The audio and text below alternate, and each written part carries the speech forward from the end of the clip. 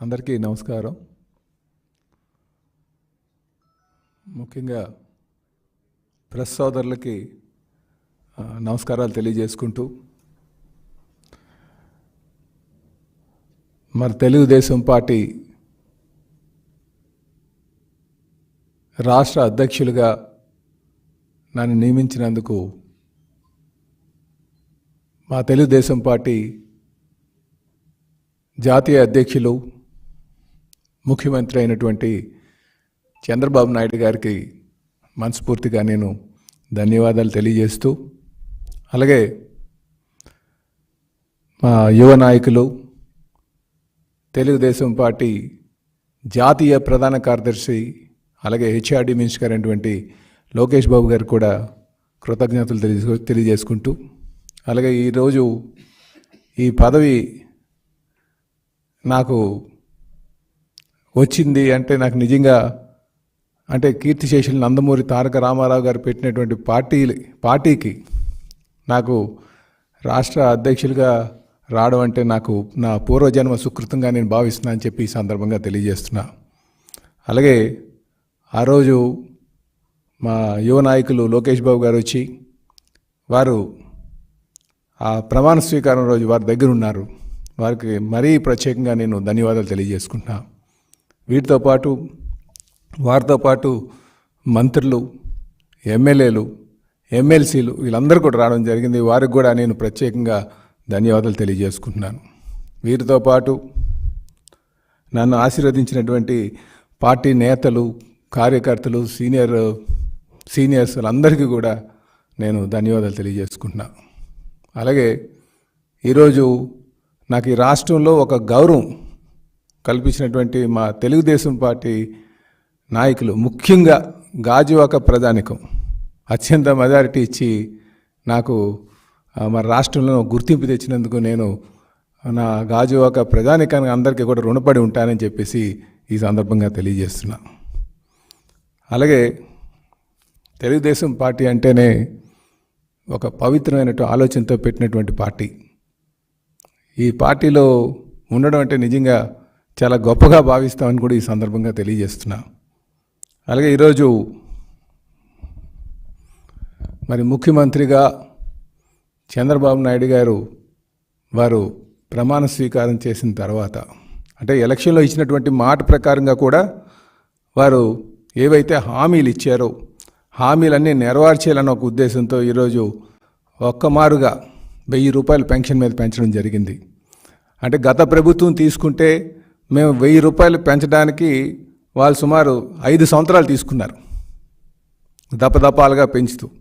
అంటే సుమారు 32,000 రూపాయలు ప్రతి పెన్షన్దారుడికి నష్టం వచ్చేటట్టు చేశారు. కానీ ఎప్పటికప్పుడు మేము అది పెంచాం ఇది పెంచామని చెప్పేసి కబుర్లు చెప్తూనే గడిపేటటువంటి పరిస్థితి చూసాం. ఈరోజు ఒక్కమారుగా మరి గౌరవ ముఖ్యమంత్రి వర్యులు శ్రీ నారా చంద్రబాబు నాయుడు గారు 1000 రూపాయలు పెన్షన్ పెంచడం జరిగింది. అంటే 3,000 నుంచి 4,000 చేయడం ఒక్కమారుగే. అది రేపటి నుంచి అంటే రేపు 1 నుంచి మరి పెన్షన్ డిస్ట్రిబ్యూషన్ చేయడం జరుగుతుందని కూడా ఈ సందర్భంగా తెలియజేస్తున్నాను.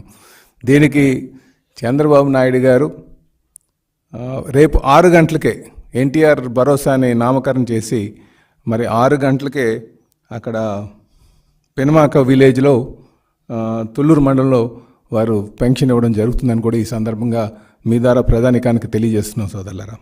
అలాగే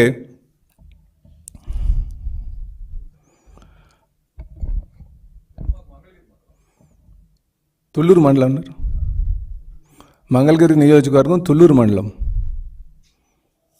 కదా, క్షమించాలి. పెనుమాక విలేజ్లో మాత్రం తెల్లవారు 6 గంటలకి వారు పెన్షన్ డిస్ట్రిబ్యూట్ చేస్తున్నారు. అది మీ ద్వారా నేను ప్రధానికానికి అంత కూడా తెలియజేస్తున్నాం. అలాగే ప్రతి ఒక్కరికి కూడా అటు మంత్రులు కావచ్చు, ఎమ్మెల్యేస్ కావచ్చు, వాళ్ళ నియోజకవర్గాల్లో కూడా 6 గంటలకే పెన్షన్స్ డిస్ట్రిబ్యూట్ చేయడం కూడా చేయాలని చెప్పేసి అందరికీ కూడా తెలియజేయడం జరిగిందని చెప్పి ఈ సందర్భంగా తెలియజేస్తున్నాం. అలాగే అధికారంకి వచ్చిన వెంటనే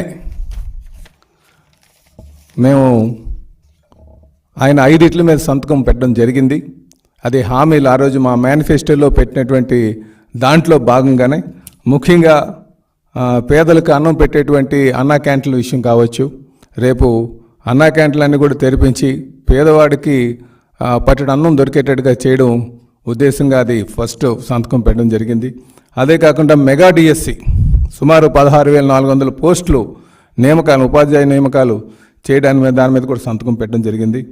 అలాగే పెన్షన్కి సంబంధించి 4,000 3,000 నుంచి 4,000 రూపాయలు జూలై 1 నుంచి మరి ఇంటింటి వద్దే పంపిణీ చేయడం కూడా దాని మీద కూడా సంతకం పెట్టడం జరిగింది. అయితే ఇందులో గమనించాల్సింది ఏంటంటే ముఖ్యమంత్రిగా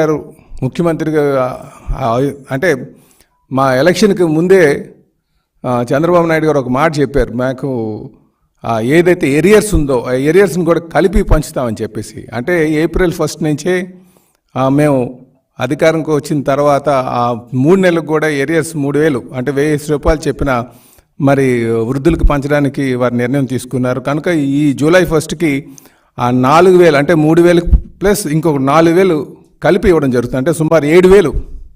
ఇది కూడా మీరు గమనించాలని చెప్పేసి తెలియజేస్తూ, ముఖ్యంగా వృద్ధులకి వారికి ఎప్పుడు భరోసా కల్పిస్తూ చేస్తున్నటువంటి కార్యక్రమంగా మీరు భావించాలని చెప్పేసి ఈ సందర్భంగా తెలియజేస్తున్నాం. ఇదే కాకుండా పేదల ఆస్తులు కబ్జా కాకుండా ఉండడం కోసం ఈ ల్యాండ్ టైటిలింగ్ యాక్ట్, ముఖ్యంగా చాలా ఈ ల్యాండ్ ఎక్కువ మందికి ఆ ల్యాండ్ టైటిలింగ్ అనేసరికి చాలా భయాందోళనలు ఉన్నారు. దాన్ని రద్దుపరుస్తూ కూడా వారు మరి 4వ సంతకం పెట్టడం జరిగింది.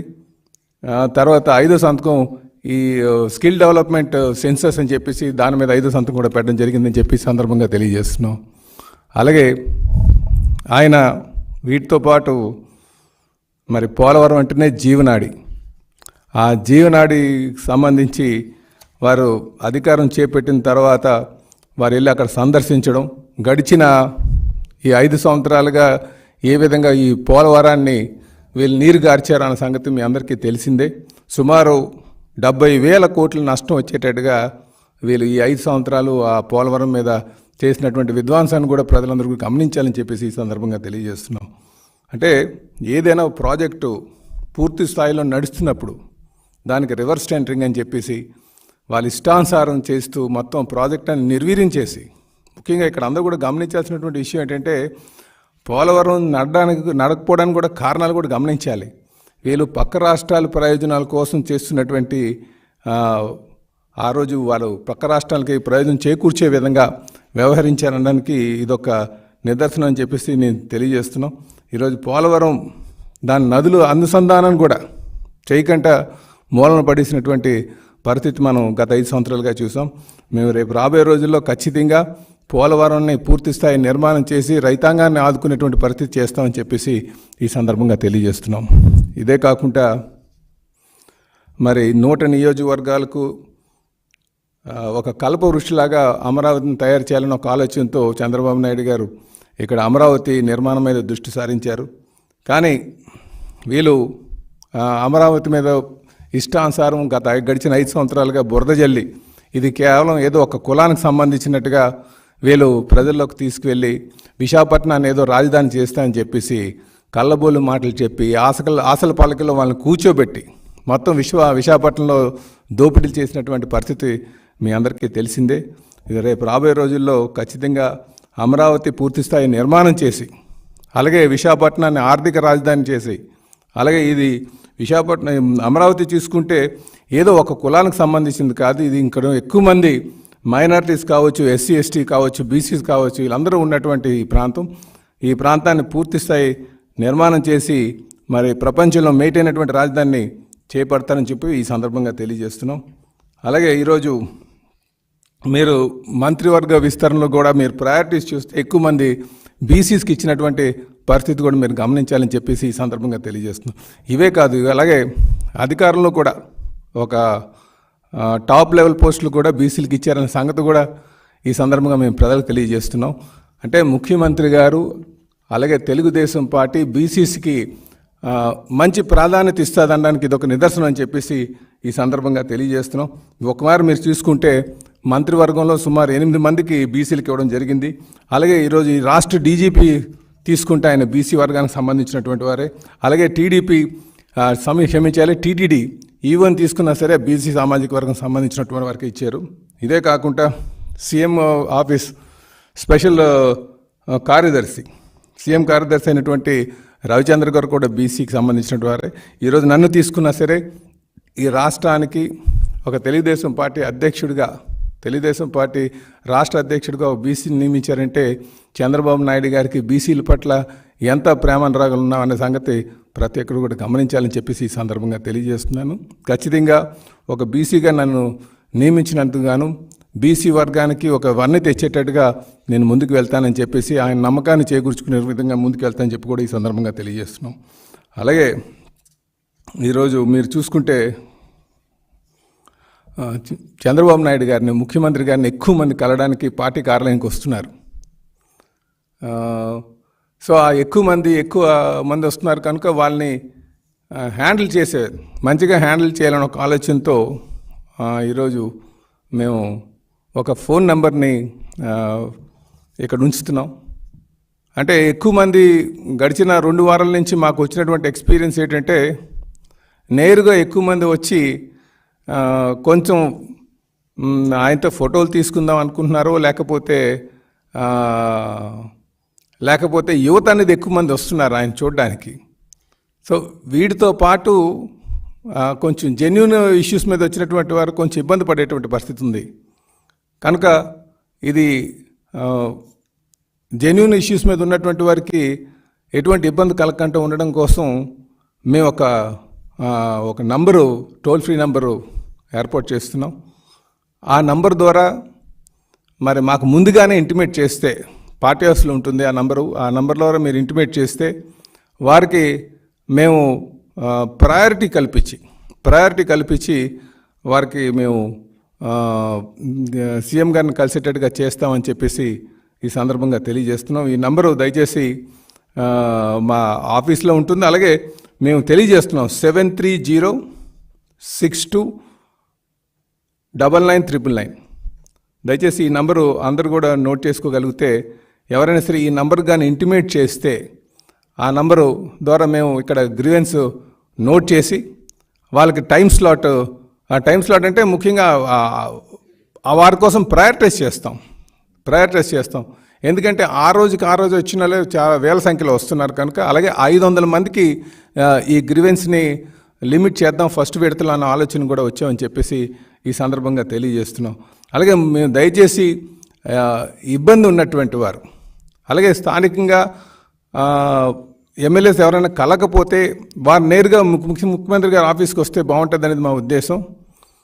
వారు మాత్రం ఈ నంబర్ ద్వారా మాకు ఇంటిమేట్ చేసి వాళ్ళు సమస్య చెప్తే ఆ సమస్యని మేము నోట్ చేసుకొని ప్రయారిటీ పెట్టి వాళ్ళకి ముందుగా కల్పించడానికి మేము ఇక్కడ ఏర్పాట్లు చేస్తున్నామని చెప్పేసి మరి మీ అందరికీ కూడా తెలియజేస్తున్నాం. కనుక దయచేసి దీన్ని సద్వినియోగం చేసుకోవాలని చెప్పేసి నేను ప్రజల్ని, కార్యకర్తల, నాయకుల్ని ఈ అవకాశాన్ని సద్వినియోగం చేసుకోమని చెప్పేసి తెలియజేస్తున్నాం.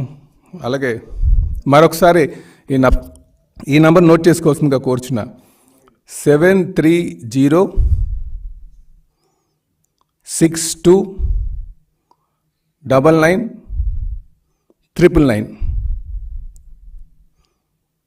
మరొక మాట చెప్తున్నా, 7306299999. ఈ నంబర్కి మీరు వారం రోజుల్లో మీరు ఇంటిమేట్ చేస్తే మాకు ఫోన్ ద్వారా వారి నంబరు నోట్ చేసుకొని వారికి ప్రయారిటీ కల్పించి ముందుగా వాళ్ళకి కల్పించేటట్టుగా చేస్తామని తెలియజేస్తున్నాం. అలాగే గ్రీవెన్స్తో వచ్చేవారికి, ముఖ్యమంత్రిని కలవాలనుకున్న వారికి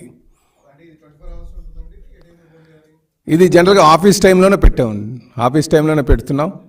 అది ఎందుకంటే వన్ వీక్లో ఎప్పుడైనా వాళ్ళు కాల్ చేయొచ్చు, కానీ గ్రీవెన్స్ మాత్రం సాటర్డే ఉంటుంది. అంతే, మేము మన సాటర్డే వాళ్ళకి ఏర్పాటు చేస్తామండి గ్రీవెన్స్.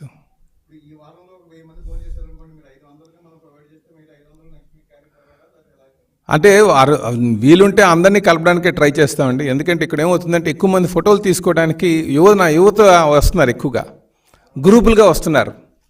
కనుక అక్కడ ఎక్కువ సంఖ్య ఉన్న వాళ్ళు ఏమవుతుందంటే హ్యాండిల్ చేయడం కొంచెం కష్టం అవుతుంది ఆఫీస్ స్పేస్లో. కనుక మేమేమంటున్నామంటే జెన్యూన్గా ఇష్యూస్ ఉన్న వాళ్ళు మాకు ముందుగానే ఇంటిమేట్ చేస్తే ఆఫీస్లో వాళ్ళకందరికీ కూడా ఒక దగ్గర వేదిక ఏర్పాటు చేసి అందులో వాళ్ళందరినీ కూర్చోబెట్టడానికి అవుతుంది. అలాగే ఆ రోజు వచ్చిన వాళ్ళందరినీ కూడా కొంచెం వరుసలో పెట్టి కలవడానికి, ఫొటోస్ తీసుకోవడానికి కూడా ఆస్కారం ఉంటుందని చెప్పేసి తెలియజేస్తున్నాం. అంటే ఇది గ్రీవెన్స్ ఎఫెక్టివ్గా హ్యాండిల్ చేద్దామనే ఉద్దేశంతో ఈ వెసులుబాటు, ఈ ప్రయత్నం అని చెప్పి తెలియజేస్తున్నాను.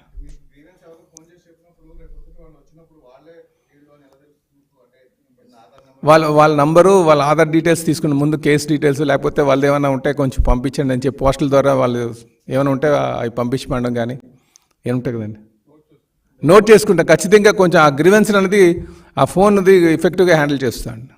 దయచేసి ఇదంతా కూడా కార్యకర్తల, నాయకులందరూ కూడా వినియోగించుకోవాలని చెప్పేసి తెలియజేస్తున్నాను.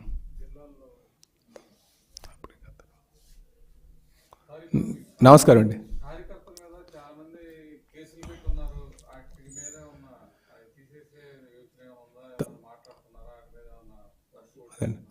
ఈరోజు రాష్ట్ర అధ్యక్షులుగా నా ప్రధానమైన ధ్యేయం కూడా, నా బాధ్యత కూడా ఏదైతే గత 5 సంవత్సరాలుగా రాజకీయ ప్రేరేపిత కేసులు ఏవైతే ఉన్నాయో, కార్యకర్తలను అనగదొక్కుదామని నాకు ఆలోచనతో ఉందో, దురుద్దేశంతో పెట్టినటువంటి కేసులు ఏవైతే ఉన్నాయో అవన్నీ కూడా మేము 3 నెలల్లోనే తీయాలనేది ఒక ప్రణాళిక రూపొందించుకున్నామండి. సో నా ప్రధానమైన కర్తవ్యం అదొకటే. అది రెండోది ఏదైతే కేసులు కోర్టులోకి వెళ్ళినాయో, ఎందుకంటే ఎఫ్ఐఆర్ రెడీ అయిపోయి ఎఫ్ఐఆర్ వేసి సమన్స్ ఇచ్చిన తర్వాత కోర్టులోకి అటెండ్ అయినటువంటి ఉన్నాయి. అది మాత్రం 1 ఇయర్ వరకు, 1 ఇయర్ లోపల తీపిస్తామండి. ఏదైతే ఎఫ్ఐఆర్ అయ్యింది స్టేషన్లోనే ఉన్నాయి, చాలా కేసులు వేల సంఖ్యలో ఉన్నాయి. ఇవి వేల సంఖ్యలో ఉన్నాయి. మీరు ఎప్పుడు కూడా చూసి ఉండరు. గత 5 సంవత్సరాలుగా పోలీస్ యంత్రాంగాన్ని వినియోగించుకొని చట్టాలను కాలు రాస్తూ ఒక నియంత పోకడలతో వెళ్తున్నటువంటి పరిస్థితి మేము చూసాం. కేవలం తెలుగుదేశంని నిర్వీర్యం చేద్దామని, కార్యకర్తని భయాందోళనకు గురి చేద్దామని, కార్యకర్తని ఏదో విధంగా వశపరుచుకుందామని చెప్పేసి చాలా దుర్మార్గంగా 5 సంవత్సరాలు వాళ్ళు పరిపాలన చేశారు. దాన్ని ఎదిరించి ఈరోజు ప్రతి కార్యకర్త కూడా అక్కడ నించున్నారు. కనుక అలాగే ఈరోజు తెలుగుదేశం పార్టీ, జనసేన, బీజేపీని ఉమ్మడి కూటమిని అధికారం తేడానికి అహర్నిశలు కృషి చేశారు. ఎన్ని ఇబ్బందులు ఉన్నా సరే మేము ఎప్పుడు కూడా కార్యకర్తలకి ఏమి డబ్బులు కానీ జీతాలు కానీ ఉండవు. అయినప్పటికీ కూడా సిద్ధాంతపరమైనటువంటి ఆలోచన, నాయకుడి మీద ఒక నమ్మకం, అధినాయకుల మీద ఒక నమ్మకం, చంద్రబాబు నాయుడు గారి మీద ఒక నమ్మకం, యువ నాయకుల మీద ఒక నమ్మకంతో ఈరోజు ఈ రాష్ట్రాన్ని మళ్ళీ పునర్నిర్మాణం చేసుకోవాలని ఒక ఆలోచనతో ప్రతి కార్యకర్త అనుక్షణం కష్టపడి ఈరోజు తెలుగుదేశంని, జనసేనని, బీజేపీని ఉమ్మడి కూటమిని అధికారం తీసుకొచ్చారు. సో ఈరోజు మా కార్యకర్తని కాపాడుకోవాల్సినటువంటి బాధ్యతగా రాష్ట్ర అధ్యక్షులుగా నా పైన ఉంది. కనుక ఎవరిపైన అయితే రాజకీయ ప్రేరేపిత కేసులు ఉన్నాయో అవి ప్రాధాన్యత క్రమంలో మొదట పెట్టుకొని 3 నెలల లోపలే తీపిస్తామని చెప్పేసి తెలియజేస్తున్నాం. ఈరోజు మేము డీజీపీతో కూడా మేము చెప్పాం, కేసులు ఏవైతే ఉన్నాయో అవన్నీ కూడా డీటెయిల్స్ మాకు పంపించమని చెప్పేసి, వాటిని ఏ విధంగా తొలగించాలి, ఇవన్నీ కూడా రాజకీయ ప్రేరేపిత క్రిమినల్ కేసులు కాదు సుమా, రాజకీయ ప్రేరేపిత కేసులు, ఇవన్నీ కూడా తీపిస్తామని చెప్పేసి తెలియజేస్తున్నాం అండి.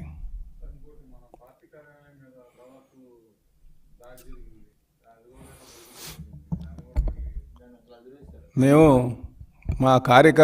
ఎవరైతే మా కార్యాలయం మీదకి వచ్చారో, ఎవరైతే చట్టాలను కాలు రాస్తూ, ప్రజాస్వామ్య విలువలను కాలు రాస్తూ ప్రతిపక్ష నేతలను అలగొట్టాలనే ఆలోచనతో ఉన్నారో, అదే ఉద్దేశంతో ఈరోజు బరితెగింపుతో పార్టీ మీదకి వచ్చారు, పార్టీ ఆఫీస్ మీదకి, వాళ్ళందరినీ కూడా విడిచిపెట్టే ప్రసక్తి లేదు. వాళ్ళందరూ ఎవరైతే చట్టాలను కాలు రాశారో వాళ్ళందరికీ కూడా రేపు బుద్ధి చెప్తాం. ముఖ్యంగా ప్రజాస్వామ్యబద్ధంగా మేము బుద్ధి చెప్తాం. వాళ్ళందరినీ కూడా రేపు ఆ కేసు మా సీసీ కెమెరాలో వాళ్ళు రికార్డ్ అయ్యి ఉంది. గతంలో మేము కంప్లైంట్ ఇచ్చాం, ఆ కంప్లైంట్ మళ్ళీ తీపిస్తామని చెప్పేసి తెలియజేస్తున్నాం అండి.